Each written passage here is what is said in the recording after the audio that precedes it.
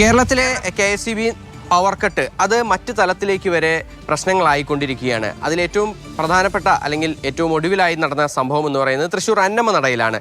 അന്നമനടയിൽ ഇന്നലെ രാത്രി കറണ്ട് പോയ സമയത്ത് ആ പ്രദേശത്തുള്ള ഒരു കൂട്ടം ആളുകൾ KSEB ഓഫീസിലേക്ക് എത്തി. തങ്ങൾക്ക് ഫുട്ബോൾ വേൾഡ് കപ്പ് കാണാൻ കഴിയുന്നില്ല എന്ന് പറഞ്ഞുകൊണ്ടായിരുന്നു അവർ എത്തിയത്. പിന്നീട് അവരും KSEB ജീവനക്കാരും തമ്മിലുള്ള സംസാരം അതൊരു സംഘർഷത്തിലേക്ക് എത്തി. KSEB ഓഫീസിൽ അവർ സംഘർഷമുണ്ടാക്കി.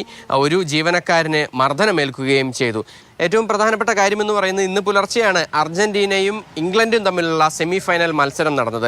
അതിന് തൊട്ടു മുൻപായി 12:30-ക്ക് കളി തുടങ്ങാനിരിക്കുന്നതിന് തൊട്ടു മുൻപാണ് 11:30-യോട് കൂടി ഈ കറണ്ട് പോയതും അത് പിന്നീട് അതുമായി ബന്ധപ്പെട്ട തർക്കം പിന്നീട് ഒരു സംഘർഷത്തിലേക്ക് എത്തിയതും.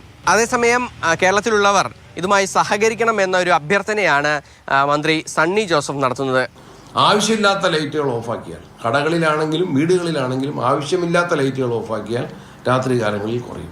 പിന്നെ രാത്രി കാലങ്ങളിൽ അയൺ ബോക്സ് ഉപയോഗിക്കുന്നതും അങ്ങനെയുള്ള മോട്ടോറുകൾ പ്രവർത്തിക്കുന്നതും ഒഴിവാക്കിയാൽ, ഉപകരണങ്ങൾ കഴിയുന്നത്ര പകൽ സമയത്ത് ഉപയോഗിച്ചാൽ അവിടെ നമുക്ക് രാത്രി കാലത്തെ അത്യാവശ്യങ്ങൾക്ക് ഉപയോഗിക്കാൻ വേണ്ടി വൈദ്യുതി കിട്ടും.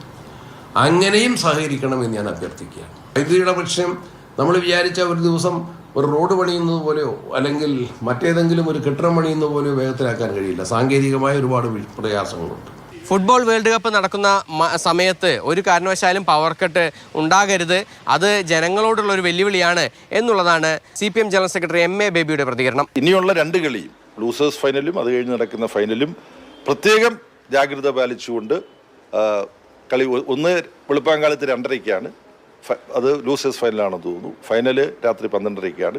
ആ സമയത്ത് വിദ്യുത് ശക്തി നഷ്ടപ്പെടാതിരിക്കാൻ പ്രത്യേകം ശ്രദ്ധിക്കണം. പക്ഷെ ആ സമയത്ത് മാത്രമല്ല, വിദ്യുത് ശക്തി പൊതുവിൽ നഷ്ടപ്പെടാതിരിക്കാൻ വേണ്ട കരുതൽ ഇപ്പോൾ ഈ പല വിസ്മയങ്ങളും തീർക്കുന്ന ഈ ഗവൺമെൻറ് വിദ്യുത് ശക്തി ലഭ്യമാക്കുക തുടങ്ങിയ പ്രാഥമിക പ്രവൃത്തികൾ ചെയ്യുന്ന കാര്യത്തിൽ സംസ്ഥാന ഗവൺമെൻറ് ഉത്തരവാദിത്വം നിർവഹിക്കണമെന്നാണ് പറയാനുള്ളത്.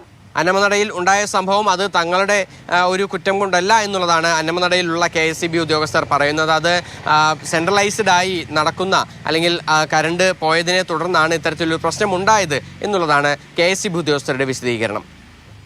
MS Lishoy, Mathrubhumi news, Thrissur.